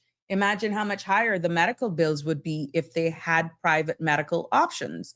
I don't agree that a deductible warrants a different opinion for private health care, but he is a civil servant and I am not. So, okay. So who feels it knows it. Okay, I get the point. Yeah. Mm-hmm. So for somebody who is in there, I mean, it's a total different environment for us out here in private sector that we know what it is to pay in.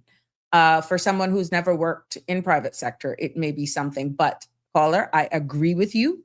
The conversation needs to start to be had with realities. And it is sad that the conversation has begun with the true person, a true member of parliament, calling out this and saying the words. It's not sustainable. He can say that in that position, caller, because he's seeing the true bills as the Minister for Finance. That's only one area I can tell you, because when the true numbers and the trajectory from the Department of Financial Assistance come in and you combine all of those together, let me tell you something. Remember, life still happens and the bills will not go away. Mm-hmm. But how do you balance that? And I applaud the minister.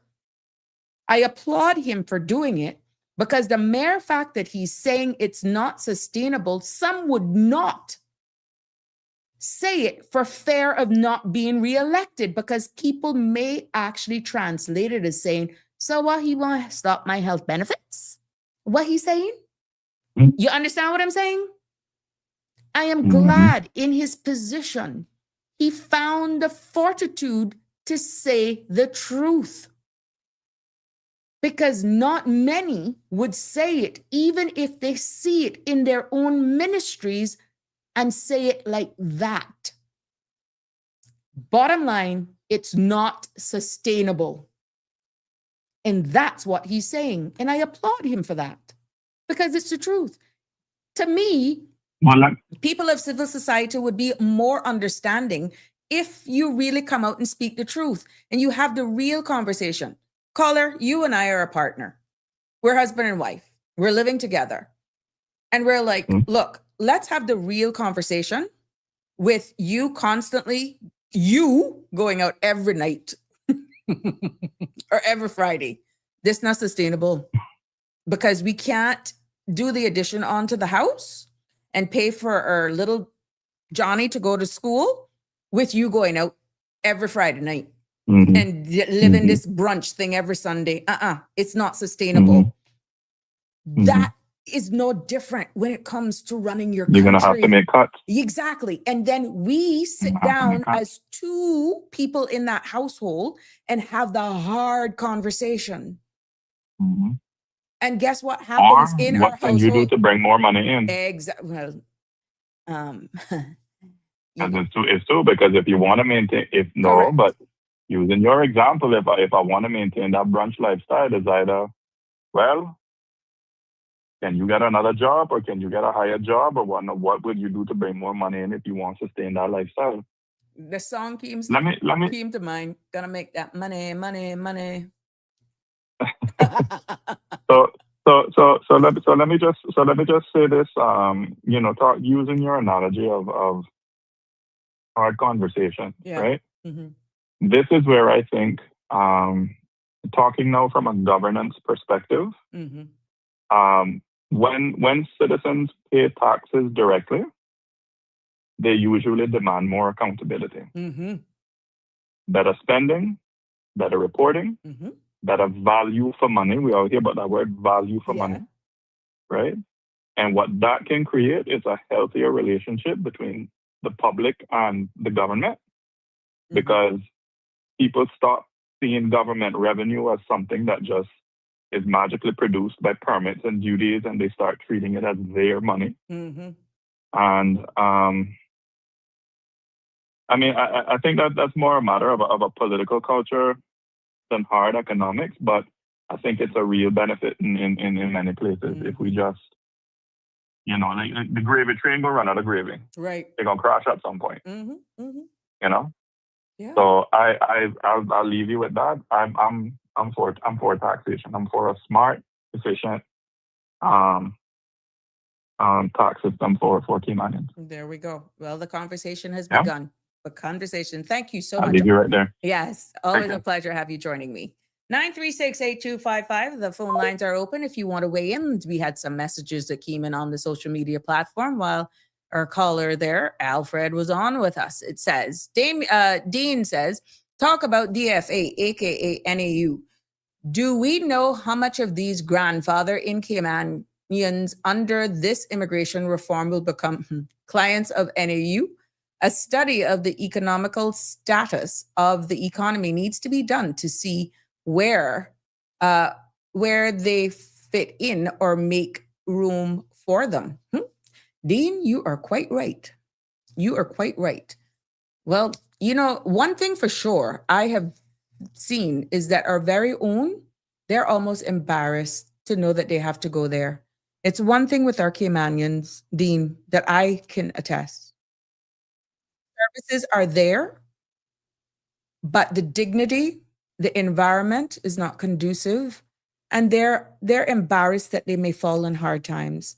Some, it's not of their own. Life just happened. But you're quite right. We have just possibly opened up the room for this grandfather in that they too would be entitled. They would be entitled to it. Danny says here, government should not spend more than they make. I don't hear any MP saying that. There we go. And another one by Danny says, rising taxes constantly is unsustainable. Well, we're seeing where the bills are going up, and I don't understand Like I said, I applaud him for saying that because that is a hard conversation to have. And coming from an elected member of parliament saying that it's not sustainable, he needs to be applauded because at least you can say the man isn't sounding the alarm. We're going to take a call and then I'll continue with some messages on the screen. Good evening, caller. You're live. Good evening, Sabrina. Good evening to the listeners. The last comment that you got from the person who said, well, how many of the grandfathered in people might wind up on the NAU? Yeah. That has prompted me to sort of make a point I've made before, but just to also try to extend that discussion a little bit. First of all, there was never, ever, as far as I'm aware, a regulatory impact assessment in relation to the immigration law. Regulatory impact assessment, I don't know whether when you were in cabinet you used to have those. I know that they never used to have them during my time. But like in the UK, if you are going to do any piece of legislation, you are going to have a regulatory impact assessment. And basically that is just a fancy way of saying, do you have a proper report that is saying what the pros and cons of that legislation is?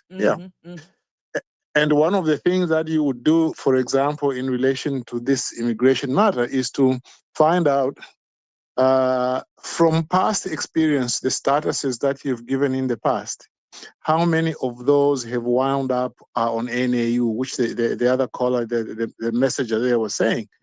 Okay? But that is not just that. It is just everything else, like how is this going to impact the schools? How is it going to impact the traffic? Think about everything that you can. How is it going to impact the social cohesion in the society? I mean, there are people who are specialized as sociologists, as microeconomists, as finance people, transportation people. All those people are supposed to come in and contribute to that regulatory impact assessment. And what this government has not done clearly is that it hasn't done that. And even more serious is the fact that they have avoided those issues. I mean, there are a lot of Caymanians, including, people like myself who have joined Caymanians in saying, please tell us what you want to achieve and what the ups and downs are going to be on this. And they have just totally avoided that. To me, I find that to be a problem. Now, the other thing that I'm interested in particular, like which they might have covered in the regulatory impact assessment, is one that relates to the points system. Because the point system, they are working on it, I understand, and in the regulations, that's one of the many areas that they are going to deal with.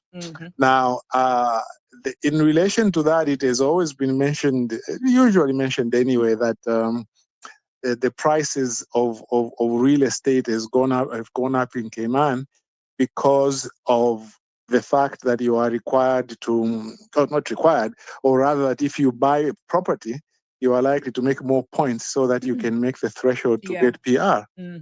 Now, I have no doubt that to some degree affects the prices of houses and real estate in general.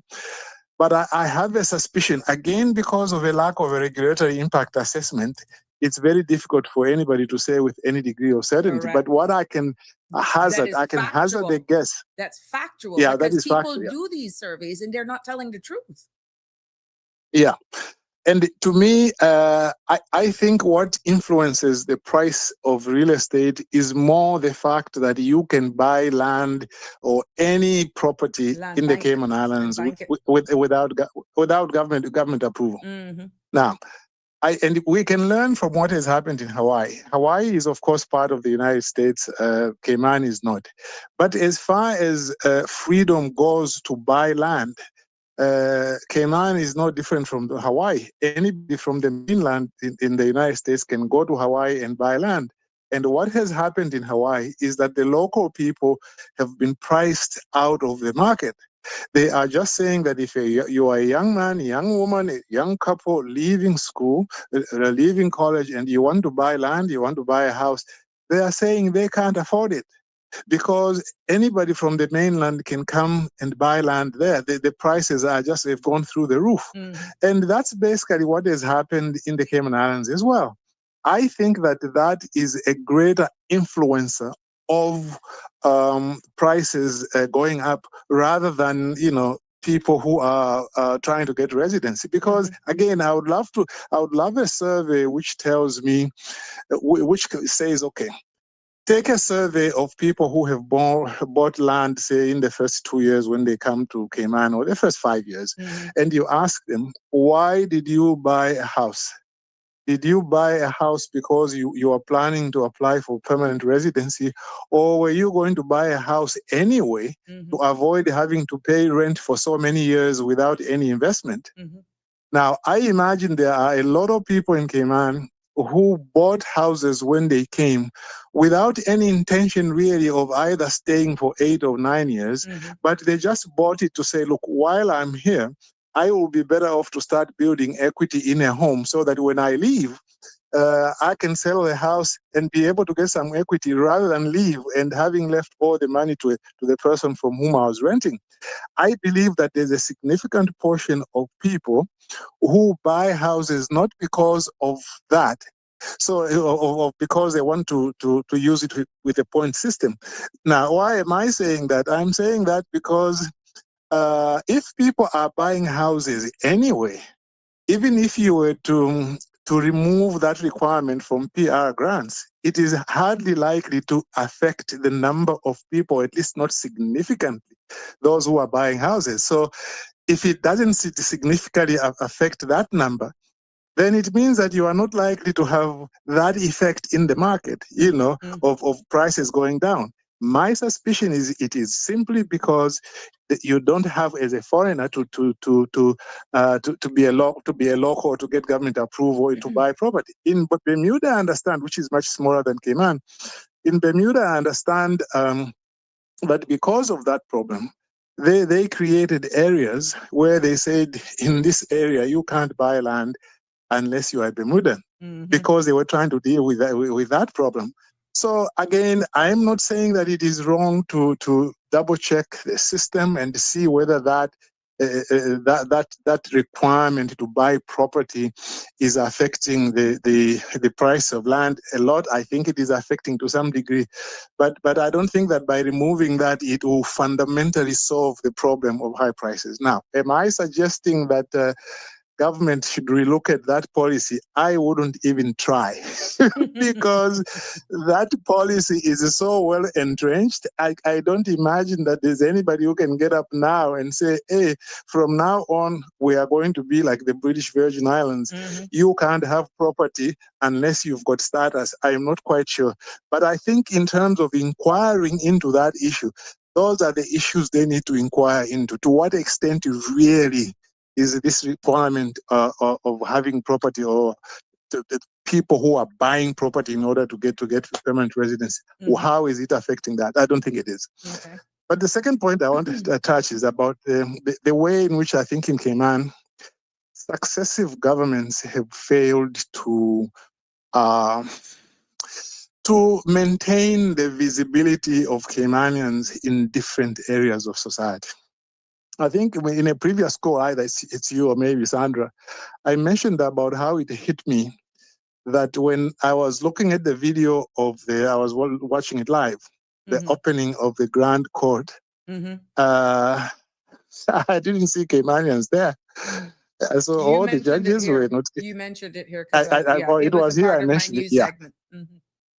Okay, yeah. Thanks very much. So that I don't have to sort of like repeat it too much. There it was. You could have been in Jamaica or in England, but somehow apparently that does not seem to concern some people. Okay. Then when I looked at the Heroes Day, the awards, there I saw Caymanians. Okay. And it was good to see Caymanians there, but also it underlined just a dichotomy that is developing in the community. But an issue I may have also mentioned has to do with, a few years ago, they were celebrating Parliament, like an anniversary, I think the 25th or 50th anniversary, something like that, of the establishment of the Cayman Parliament. And there was a ceremony there. They brought Dr. Lloyd Barnett, a very distinguished person has written books and is also a legal practitioner, very, very erudite from Jamaica. And there's nothing wrong with that. You know, they brought him over and he's the one who gave the main speech in Parliament. And then the one who opened for him, like he gave a short speech and his own talk. And then before Dr. Lloyd Barnett came on was Richard Barton. Richard Barton, as far as I'm aware, has been in Cayman since high school or thereabouts, maybe even earlier. But basically, he's Jamaican, right? Okay, He's I would imagine Caymanian. he has status. Caymanian. Yeah, well, yeah, to me, he's Jamaican. To me, anybody who comes and gets status, they still maintain their nationality, their original nationality. But that's my personal preference. But he has status, okay? He's not a Caymanian like the Caymanian that I know, but he's a Caymanian. And I have no problem with that. But do you see the complexion that that occasion had? You had one status holder who has done good work. I have no problem with him. In fact, I worked a little bit with him in the portfolio of legal affairs, although he was in a different department.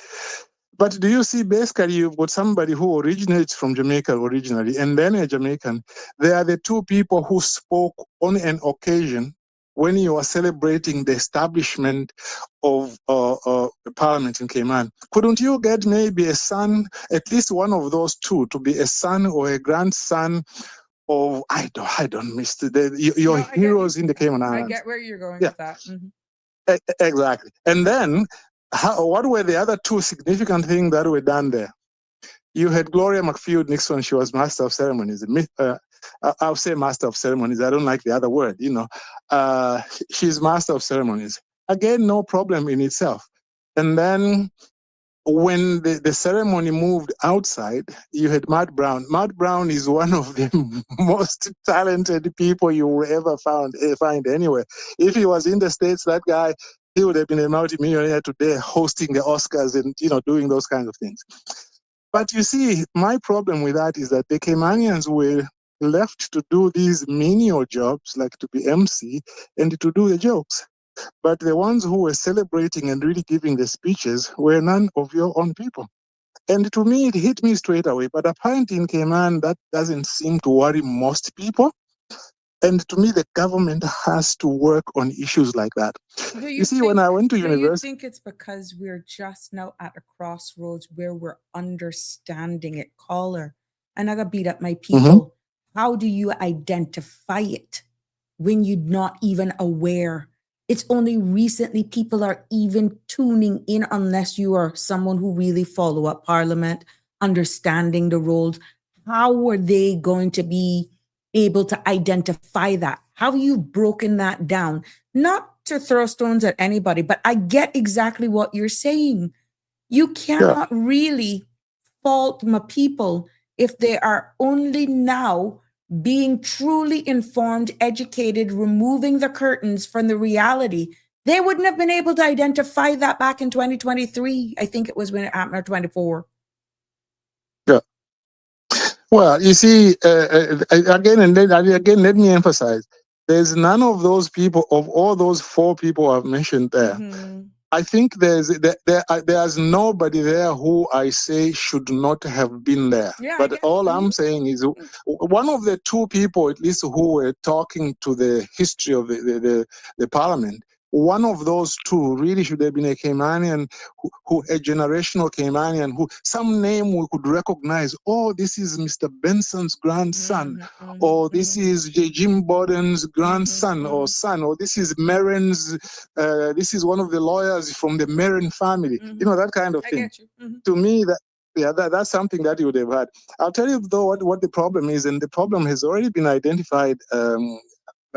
One of the main proponents of this is Roy Borden. Roy Borden says in his latest book, which I got it from a friend of mine in Cayman, and I've been reading it, but I've made very slow progress. But he has, again, very early pages, he has made the point that there is a lack of ideological direction in the Cayman Islands. Kids go to school and they are taught math and geography and the king and America and this and that. but they are not taught, they are not given a certain ideological direction, so that when they go out there in the open world, they start meeting these subtle ways in which people try to exploit you, try to say, oh, you are qualified, but not quite qualified. It's like the kids in Cayman are not sufficiently armed to deal with those ideological battles. And there's a problem also when they become politicians as well. I can see they are not armed. I can tell you that. I think another thing I might have mentioned to you, when I first went to university, the university I first went to, we were told we do not want to graduate people who are fools, who go out there, they know how to do math, they know architecture, they know mining engineering, they know law, but they have no understanding of the way the international political system tries to exploit minorities and small countries and so on. So that in Cayman, for example, sometimes people are told, well, you are overqualified. That's the oldest trick which they used to use even in colonial times.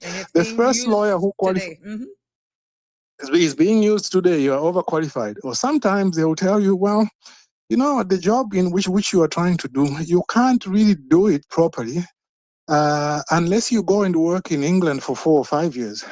Even if the kid says, oh, but I went to England and I studied and I came back. You mean my experience here doesn't matter? My experience in Cayman, when I'm going to work in Cayman, once I get the qualifications, you mean I can't do that? Oh, no. You see, what you need is, you see, after 5, 6 years, you really can't do this job. You need 15 years. And you see, because it comes like advice being given to you as if by a mentor, there is a way in which your guard is down and you start believing it. I was being told when I started writing legislation, they said, you know, oh, this job is so tough. You see, you need 10, 15 years experience, sometimes 20 years experience for you to be able to write laws. You know what I found out later on? In Australia, first of all, generally speaking, in Australia, they don't take you to a university to go and study how to write legislation. They used to have an institute there, but it didn't last for a long time. They teach you in the office. And at the end of 5 to 6 years, according to their documents, 5 to 6 years, you are considered to be a senior drafter at a lower level, but you are a senior drafter. In other words, after 6 years, you should be able to write legislation without supervision. But what I was being told when I was coming up, I was being told you need 15 or 20 years, which is total rubbish. And then once I became myself an established drafter, and I now can tell you exactly how to train a drafter, what works and what doesn't work. I can tell you, for example, that very often it's better to train somebody full-time for 1 year and then they gain experience than just to allow them just to gain experience, unless you have a structured system in an office where you can have a senior drafter who does not lecture to the people there, but gives them structured work. You know, to say, okay, you've done this kind of work. I don't want you to do this anymore. I want you to do this next kind of work because I don't want you at the end of 6 years to have done 1 or 2, 3 kinds of work. I want you at the end of 5 or 6 years to have done 10, 15 different kinds of work. So for me in Cayman, the people are still having their lunch eaten by people who tell them that if they can get a guy from the UK with 3 O levels, it's better than having your own Caymanian with a master's degree in that particular area to do work. And the problem is the politicians are not doing their job. The politicians in the Cayman Islands, most of them, to be frank with you, have got no vision. They've got no vision whatsoever of how to try and develop the psyche of the young kids who are growing up, so that when they go out there, they'll say, hey, today there were 4 new cases. 2 of them, you know, one is my uncle, the other one is my cousin, and they are now cases, you know. Then they can go to court and argue cases as cases. Every time they are seeing cases who are not an Ebanks, a Bush, a Borden, or any of those people, they are seeing, you know, people who are cases are people other than themselves. Then as they are growing up, the kids, they are feeling deep down inside that maybe they are not smart. Let me just end on one point. This is one of my favorite points. You see, in the United States, for example, this is, of course, the same tricks were being used through Jim Crow and so forth. It used to be said a long time ago that Black people could not be quarterbacks. They say that Black people were strong and powerful, but they couldn't be quarterbacks. And the reason they couldn't be quarterbacks is, one, to be a quarterback, you have to be very smart. Black people are not smart. Also, to be a quarterback, you have to have leadership qualities. Black people by nature don't have leadership qualities. Also, to be a quarterback, you have to be able to rein in your emotions. Under pressure, you need to be able to act in a cool way. Black people can't afford that. You know, they get angry easily and so on and so forth. And that was the stereotype about Black people, and they were kept away from being quarterbacks because of those silly, stupid, prejudices. Today, of course, Black people being what we are, they fought and they proved themselves. And today, Black people are overrepresented at the position of quarterback. And if in Cayman we can start learning from some of those things, I think maybe there might be a vision which might lead the young people and the whole country to the promised land where Caymanians can be in charge of their own country, and proudly so. I'll leave it there. Sir, I was asked, and I will actually let you close this section out with a Cut! Thank you very much. It was asked for by Damian Charles because of something that you said, sir. Thank you very much. I always, with Mr. Balika, you don't know what he has in store, but I tell you, there have always been nuggets of reality that the gentleman has been able to share. And I appreciate him. I appreciate all of you who actually contribute to all of the conversations here, because many days, lots of information that you can take away. And we have, I'm going to catch up in my WhatsApp here. And this is going back to the former conversation about the taxation for being introduced. This is fine. I honestly think we do not have a choice. This is where taxation is concerned. And we will need to implement some income tax not too far from now. The population wants government to provide everything, but not expect to pay for it. Ignorance is bliss. So that ends my thing. I just want to make sure that I keep up with some of these. And I've been posting a lot of the comments that you have been making on the screen. I know it's a little hard, but Anthony Russell said that the Bermuda, who is a British overseas jurisdiction, just like us, their entire financial income structure is on us. They depend on financial services and tourism. Says that Bermuda introduced a corporate income tax like 3 years ago. We could also consider that as well. Again, Anthony, thank you for your feedback. The thing is that the reality is a conversation needs to be started. Once we hear these realities and some of the things that government may actually have to look further afield just to try and fund these things, is that, they may need a more robust means testing, ensuring that, and this is going back to Minister Ralston Anglin's cry for a reality that paying for these long-term care is not sustainable, and the cost of healthcare in general as well. That's only one bucket that nationally the government is responsible for. But maybe they may have to have a more robust testing, a means testing, ensuring that this support goes to those who truly, truly cannot afford care. And there's another section suggestions too. Maybe that may need to look at respite care so that families can care for their loved ones without really being burned out. So it's not all of that, like little jabs then, certain periods. And then possibly more training programs, helping family to help them support their families so that they're not scared or just leaving them to the government or become the government's responsibility. And of course, it is always a win-win when we do and consider public-private partnerships where, maybe something's in the pipeline to build an assisted living home, rehab centers as well, and places like even for dementia care units as well. But there are NPOs out there that you could do this public-private partnership with.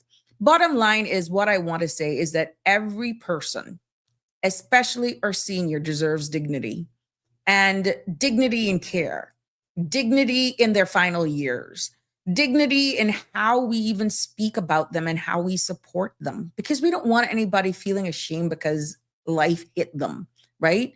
But dignity in also requires structure nationally. It requires planning from a national perspective.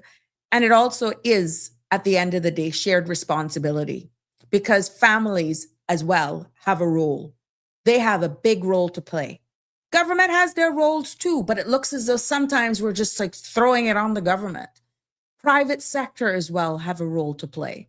And as a community, we all must decide, really at the end of the day, what kind of Cayman we want to grow old in, because that's something that's coming for all of us. Missy Banks, it's good to have you here with us. I saw my friend here, Rosa Rose, too, had said something earlier on. It's so good to have you all here with me. But you know, we got 1 minute to the end of this episode of Sabrina Speaks, and I want to thank you all for weighing in on this this episode. I love your feedback. I love your contributions. You realize we were able to take 2 big conversations, but it doesn't end here. We can continue tomorrow as well if you so choose. I'm going to follow up with what's happening in Parliament. I've been out on the road doing a lot of stuff, so I have not been able to keep up with it in real time. So I'll go back and play back what was happening today.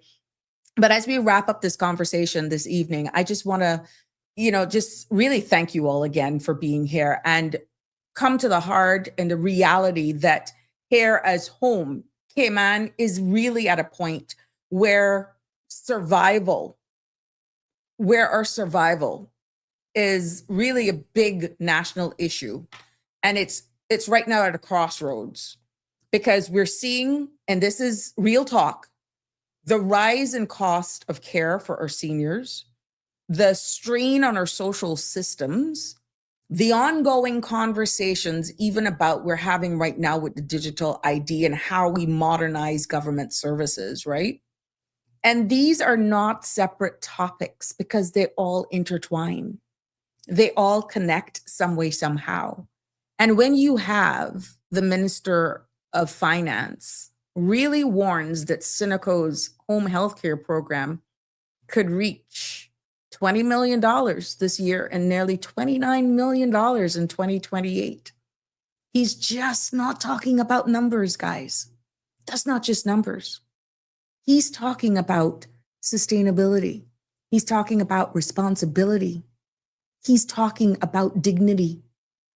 And whether we're talking about the rising cost of this whole senior care, the need for modernizing our digital systems to make us be a more attractive jurisdiction so that we keep those finance companies happy or whatever it is, the message remains the same at the end of the day.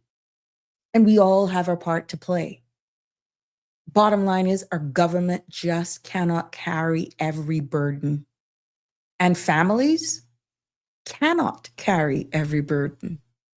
And our seniors, they deserve more than a system stretched to a breaking point. So I ask you all, let's do a little better job at showing up. Let's do a little better job at planning ahead. And I hope that by means of this discussion and what was taken away from here today, that we will be in a better frame of mind to support our elders with more dignity and to look at our own personal responsibilities. And let's modernize our systems so that it can help people really, really, truly get access to what they need. Because at the end of the day, look further afield. I wouldn't want to retire anywhere else right now than right here.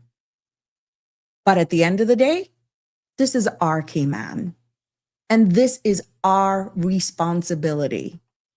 And it is definitely our future to shape. That brings me to the end of Sabrina Speaks show here this evening on this beautiful Tuesday evening. Please take care of yourself. Be safe on our roads. Don't give up hope. Let's come together for one. As I say, love you lots. Take care. Good night. See you tomorrow. That's a wrap for today's edition of Sabrina Speaks. Thank you for tuning in and for being part of the conversation. Remember, the dialogue doesn't stop here. Stay engaged, stay informed, and most importantly, stay empowered. We'll be back tomorrow at 5 p.m., same time, same place, right here on CMR TV and radio, where your voice matters and your truth is heard. Until then, Cayman, take care of yourself and each other.